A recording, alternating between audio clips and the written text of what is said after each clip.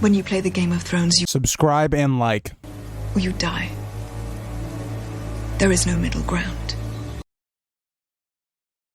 Alright, hello YouTube, welcome back to the Greasecom Judah channel. In today's video, we're going to be talking about Tommen Baratheon, or Tommen Lannister. And I have a couple things I want to hit with this video. One, I want to kind of look at how Tommen is going to be perceived going into the next book. And two, what will his outcome be? And I don't think it's going to be a happy one, as I think a lot of you probably agree with that. But let me know before we get into the video, what are your thoughts on Tommen? Where do you think he's going to go as a character? And do you think he's going to last very long in Winds of Winter? And I also want to say this was an idea that was submitted from the comments. So if you guys do have any ideas, if I like them enough, or if you guys, want them enough, I will try to do them. But let's get into the video. But before we do, if you guys like to like, subscribe, and comment, please do. It helps the channel grow, reach our appeal that might like this content as well. And let's get into the video. So let's look at Tommen. And I think one of the biggest things to point out here is just the symbol of weakness, right? A boy king is never a good thing, right? Roose Bolton has this really famous quote that I love because it's so perfect in so many levels, especially with his plot. But a boy lord or a boy king is the death of a house. And that really strikes me, because when you look at the Baratheon Lannister regime right now, it's very much in ruins, right? Everyone that's around Tommen that seems like they're good keeps dying. Kevin Lannister seems like he was repairing that relationship, and he's now dead. Pycelle is dead. Everyone loyal to Tommen, or people around Tommen, are dying. And so Cersei now really comes more into this prevalent role, which is never good, especially for her children. We saw how that went with Joffrey, and I wouldn't blame that solely on her, but, it didn't help. And so I look at Tommen, and something we have to remember looking at book to show is that Tommen is much younger than the show. Whereas, like, in the show, by around season 6, when he was in power, he was like a teenager, more or less. In the books, that is not the case at all. He's still a young child. He has nothing really to do with ruling. And so when you look at the issues that are going on right now in King's Landing, the Crownlands, where there's a lot of civil unrest, a lot of unhappiness, there's a lot of rebellions, and the way I think the public is going to view Tommen is this weak individual that just cannot rule. And especially when you have Cersei, who is this character that is also hated by the public at this point, who her whole image has been destroyed, as Kevin Lannister, talks about in the last chapter of Dance. This whole situation surrounding Tommen isn't good. Plus, you also then have the rumors going alongside that he's not even a Baratheon, that he is a Lannister, that from Jaime and Cersei. So he has so much bad surrounding him right now. And there just isn't much good to find. The good that you could maybe find was, okay, well, they're still with the Tyrells, and the Tyrells have a lot of food and supplies and things of that nature, but that alliance seems like it's not going well. We also see that, again, we have no idea what's going to happen with Mace Tyrell, and the Tyrell forces going to Storm's End to meet young Griff.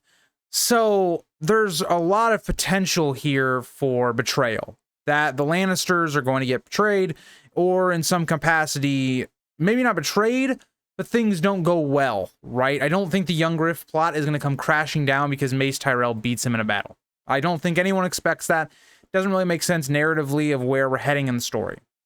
And so young Griff is this character that, again, we have to look at what he is going to be working with. He is much more the age of Tommen in the show, where he's like a younger teenager, but he kind of looks to the part. He looks the part of this Aegon the Conqueror coming back and avenging his house. He has a lot of nice high ground stuff where he's taking the throne back for House Targaryen. And again, he is going to be well received. He's trying to bring down the Lannister regime, because this is the thing, right? We really haven't seen a likable character going for the throne since Renly. And I'm talking about from the public's view. Like, Robb was from the north. He didn't have a lot of love in the south. And there was a lot of rumors going around about Robb. And so we also look at Stannis, who's just not loved at all. Balon Greyjoy, people just don't like the Greyjoys in general. And so Joffrey is another character that wasn't particularly liked until the Tyrells, got with him. And even then it was like, not great. So young Griff is going to be kind of viewed, in my opinion, like a character like Renly, where people really like him and will support him. Whereas Tommen is going to be viewed much more like a pre-Battle of the Blackwater Joffrey, where people didn't like Joffrey. They were revolting. And now that was because of other reasons, because they were starving and things like that. But that's how I think people are going to turn on this regime. Again, and the High Sparrow, I think the High Sparrow is going to be very open to a situation where he starts telling the people, yeah, we should go for young Griff, right? Young Griff is not this incest baby and all these things. And so I think Tommen is in a very bad position because he has to die for legitimacy claims for other people, like young Griff, like a Dany. And so when we get to this point where we also see that the Sand Snakes are coming to King's Landing. And let's remember, they've already tried to crown Myrcella and Dorne. It didn't go well, but they already have. And what would make that even easier for them is if Tommen is dead. Because if Tommen's dead, right, because this is a win-win situation for the Sand Snakes, right? Arianne right now is with young Griff, or is about to be. And we also see that if, again, Tommen dies, it would appear Myrcella would probably be the person that I would assume the Baratheon Lannister regime would put on the throne. Either that or Cersei would just take it for herself. And so the Sand Snakes have a lot of motivation to kill Tommen. It would be this idea of revenge for Elya's children. There's a lot of parallels here that really makes sense to me. And so I also believe something that I think is maybe going to be different than what other people think is that I think Tommen will be dead by the time young Griff gets there. I think there's going to be a situation in which possibly the Sand Snakes poison Tommen or take him out before young Griff gets there.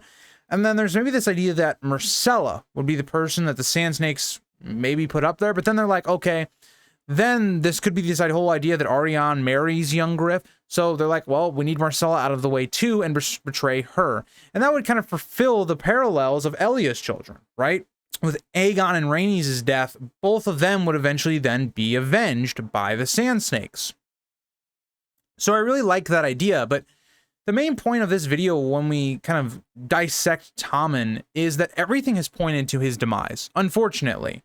And I think to me, there's a lot of different ways that Tommen could go. I know I talked about, so in the High Sparrow video, I talked about maybe he could, kill himself off of just the stresses of what's going on.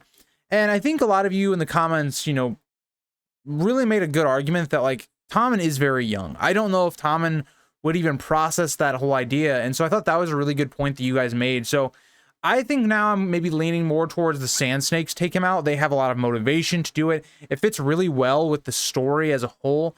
But yeah, nice short video for you guys today. I don't really have a ton to talk on with Tommen because I think where he's going is very straightforward. I think the way he's going to be perceived in Winds of Winter is also kind of straightforward. But thank you guys all for watching this video. Let me know what you guys think on the fate of Tommen, and I will see you guys all in the next one. Bye, guys.